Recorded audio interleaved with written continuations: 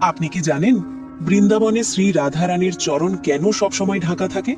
কেন বছরে মাত্র একদিনই তার চরণের দর্শন পাওয়া যায়? এর পেছনের রহস্যটি জানলে আপনি অবাক হবেন। পৌরাণিক কাহিনী অনুসারে একবার নিধুবনের রাসলীলা শেষে ফেরার পথে শ্রীকৃষ্ণ লক্ষ্য করলেন রাধারানীর চরণে ব্রজধামের প্রচুর ধুলোবালি লেগে আছে। যমুনা নদীর তীরে পৌঁছে কৃষ্ণ যখন তাকে পা ধুয়ে নিতে বললেন, রাধারানী বারবার তা এড়িয়ে যাচ্ছিলেন। শেষমেশ কৃষ্ণ যখন জেদ ধরলেন, তখন রাধারানী এক অদ্ভুত উত্তর দিলেন। রাধারানী বললেন, হে নাথ, আমার চরণে যদি কেউ একবার আশ্রয় পায়, আমি তাকে কখনো সরিয়ে দিই না। এই ধূলিকণাগুলো আমার কাছে ভক্তের মতো। ভক্তের প্রতি তার এই করুণার কারণেই তার চরণকে ব্রহ্মাণ্ডের সবচেয়ে অমূল্য রত্ন মনে করা হয়। এই গভীর ভক্তি আর মমতার কারণেই রাধারানীর চরণ সব সময় ঢেকে রাখা হয়। কেবল রাধাষ্টমীর দিনই ভক্তরা এই দুর্লভ চরণের দর্শন পান।